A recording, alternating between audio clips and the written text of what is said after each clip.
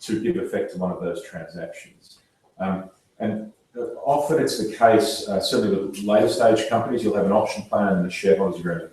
When you exercise the options, you then become a shareholder and you are governed by the shareholders agreement. We put something in here that says, if someone exercises the options and there isn't a shareholders agreement, then the regime around disposal, no disposal, and the regime around if there's an exit you must sell, what the board requires you to, still continues to apply. So again, it's trying to protect the company who may have inadvertently not put a shareholders agreement in place and doesn't have a situation where there's an option holder who then says, well, actually, I'm not going to comply now, or I'm leaving the company and you can't get my options back. So this is meant to really cover the employee relationship for the duration of the journey. I'm trying to think if there's anything else I sort of really need to mention to you. There is a clause in the document, clause 6, procedure on an exit event. It's quite a detailed clause, and it also deals with listing in clause 7 and a reorganisation event.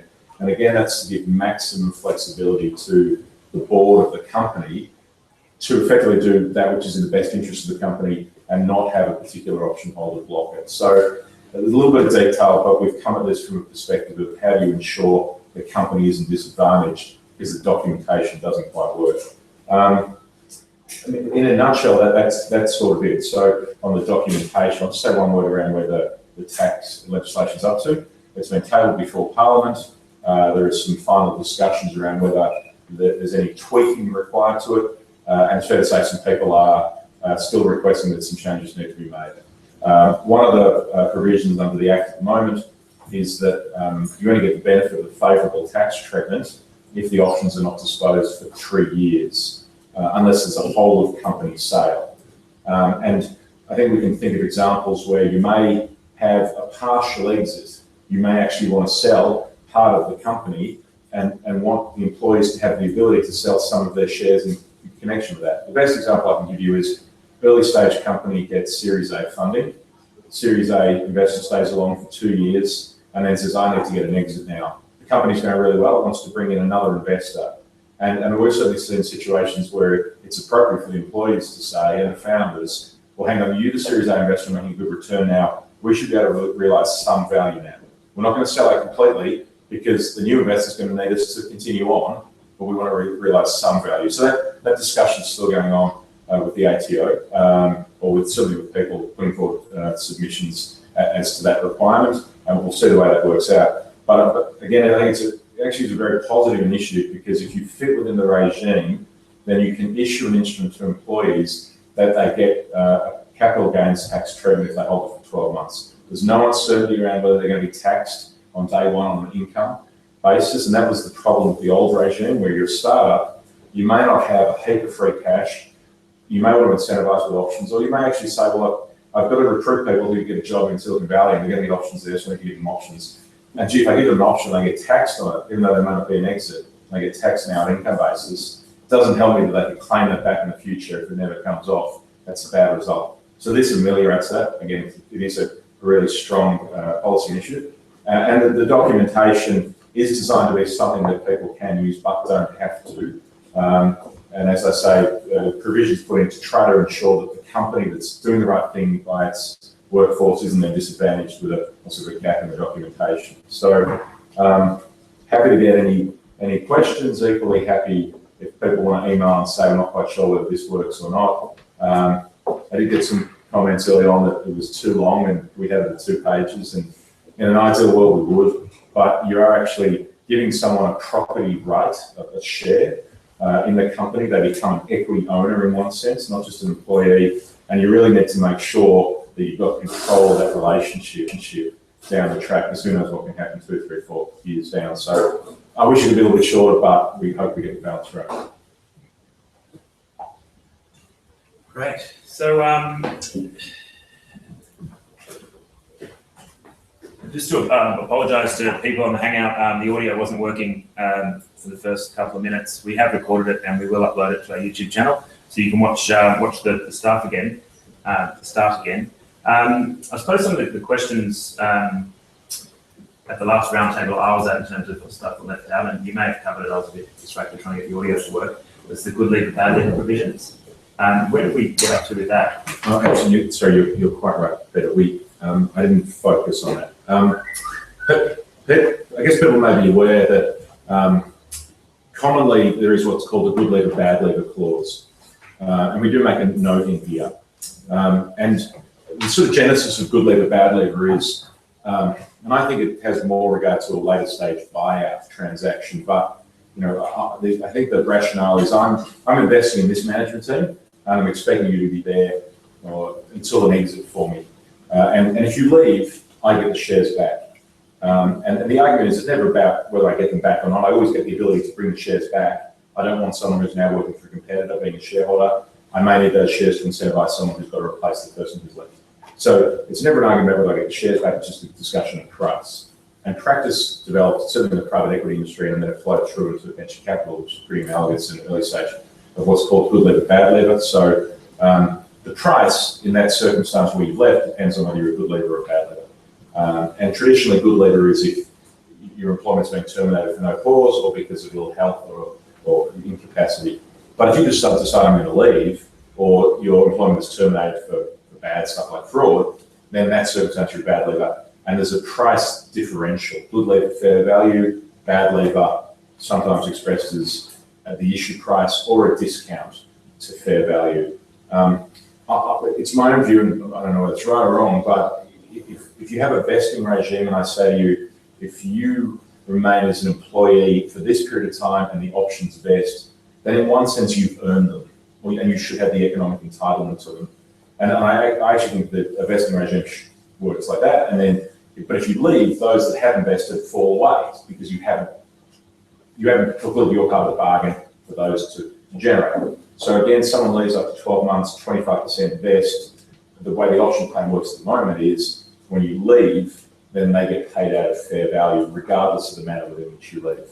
But we flag up, people may want to build in effectively a discount concept. If you leave in certain circumstances, yes, I can buy them back, and the price is at a discount to fair value. And I guess it's a philosophical approach that people want to take. And I think really what you're doing then is you're saying, yes, there's a vesting regime, but in addition to that, there's a sort of economic vesting component that means you've got to not leave in a bad circumstance. And if you do, there's a sort of price differential. So, but at the moment, there's a note in here that we haven't built in a good lever, bad lever pricing regime, but people are free to do that. And again, that will not change the tax area. And one of the other comments in our session, and we ended up, we said virtually, the point up was, could we write it in more plain English?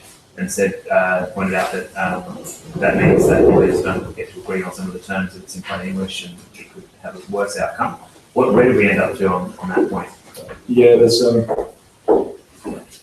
it's a good question. Could you just repeat the question? Sorry, I apologize. Yeah, Peter's just asked. There was a discussion during one of the sessions with the federal minister who's responsible for this, chairing a discussion with industry participants about whether the documents could be generated in a more plain English style. And we hope to sort of start with that. Some of the concepts are complicated, and there's some complexity behind them. The best example I can give you is the offer letter acceptance form has the employee, when they accept, appoint the board as that person's attorney to do anything that is required of the employee under the documents. And the reason for that is, if let's say the company's gone along really well for 5 years, and then Google comes in, or someone else comes and says, I really have to buy this company, it's great, I'm going to offer you a great price. Well, the drag-along provision says that the employees have to go along with what the board says, the board acting in the best interest of the company. But if an employee just actually says, well, I'm not going to do that, or just is not around anymore, has left and can't be located, the mechanism is that the board can sign a transfer form on behalf of that person because of the power of attorney. And legally, you need the power of attorney to enable the board to give effect to the drag-along. So there is no disenfranchisement of employee rights. There's protections in there. And the board has to approve it, same price per share effectively. But equally, you want to solve for the company not being green-mailed, to put it bluntly, where someone says, I'm not signing. And so that mechanism is built in. Now, it's taking me about a minute to explain it. There's a bit of complexity to the drafting. We'll try to express that as plainly as we can, but nevertheless, you need to get it right. And so, picking up the comments from the last session where I think it was said from Blue Chile, who said, can we look at this issue and the usability of the documents. We sought to build in some narrative boxes and some headings that kind of telegraph that's what this section is doing. So at the start of the plan, once you get through the introductory comments, you've got a summary that says Section 1 sets out how the plan is administered, and that gives the board the power. Section 2 deals with mechanics of vesting. Section 3, so a little bit of a roadmap. So again, very happy if people think there is too much complexity here, or the language needs to be, have another go at making it a little bit simpler. But hopefully we'll try to get the balance right. So I suppose the point from Seb was that if the language is made in plain English, it could lead to some issues in the future around people arguing over what the terms were, whereas if they were left in legal language, the lawyers could at least confirm what their understanding was, and that would save things. Where did we get to, and you may have mentioned this at the very beginning, with the valuation. So in that meeting, there was like a time curve, and we were discussing different safe harbor valuations. Did you cover that at the beginning? No, and I sort of apologise. One of the senior guys from Greenwood's, the tax advisor, been working on this.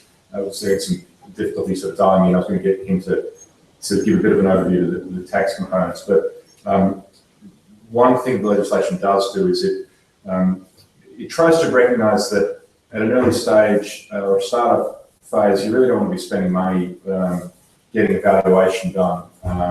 And in some respects, given where the company's at an early stage, what value will that process give? And so the legislation puts forward some valuation safe harbours. Take one step back. The way the legislation works is you get favourable tax treatment if you issue the options on the basis of the exercise price. So you issue them today with an exercise price that's referable to the market value today.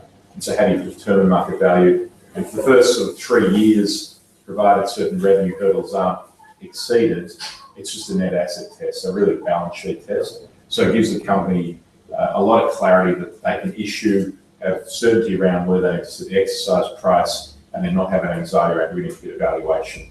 And the point Peter makes is the legislation has to contemplate that companies, over a 10-year period, you get the benefit of this, and during that period, their financial position will change, hopefully for the betterment. And so one of the, at a certain point, if the company has raised external capital and triggers one of the hurdles, then the capital raising is the reference point for the market value test at the time of issue.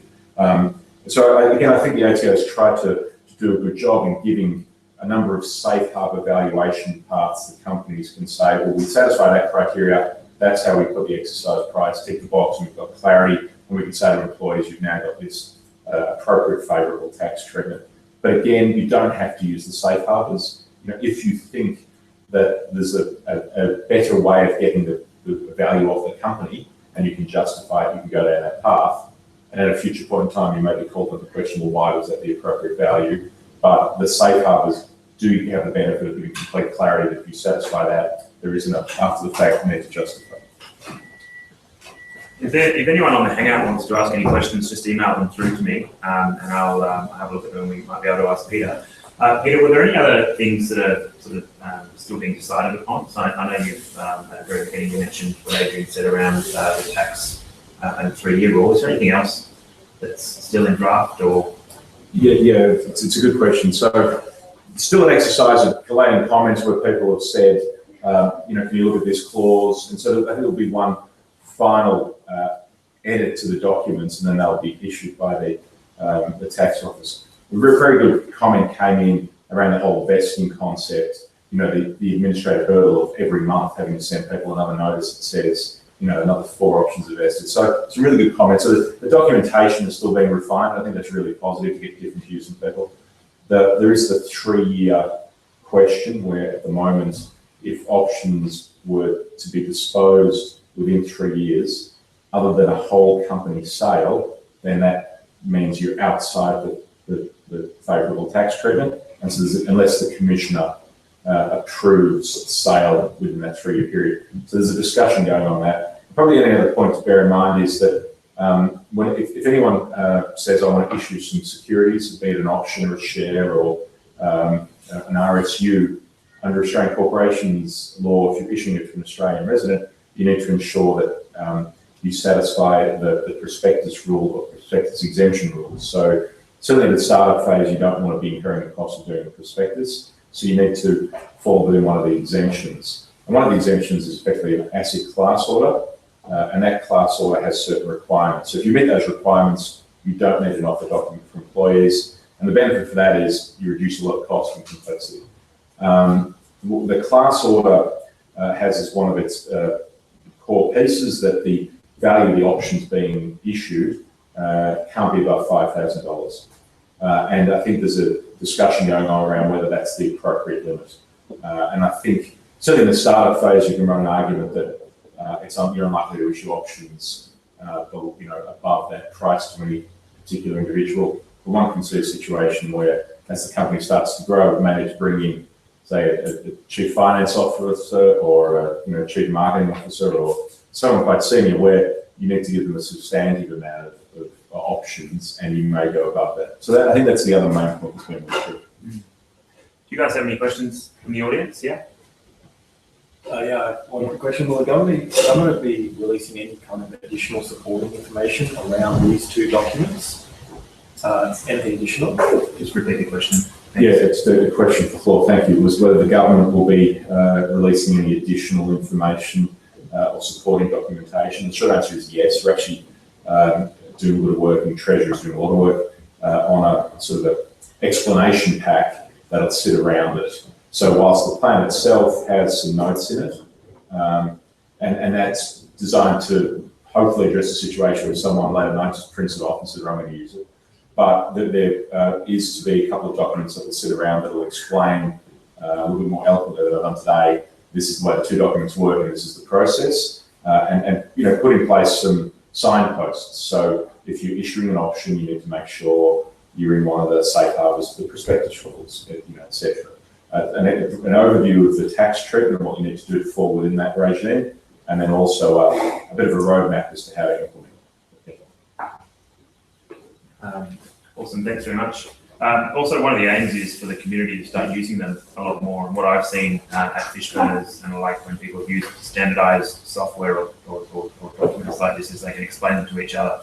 And if your employee comes on board and they're at your other employees, other companies in Fishburners, they can those employees can help you to make your employees comfortable with the documents and how it works. We've got a few more people to sort of explain it in plain language. So that's one of the aims of today's session, to try and get as many of Australia's hubs recommending these documents as possible to increase that sharing. Well, I haven't had any questions come in from the Hangout, so if you don't have any other comments. No, I think, well, thank you for coming. If anyone does email any questions over, I can email them to Peter on your behalf. And we'll also be uploading a professional copy of today's recording onto our YouTube channel. So thanks very much.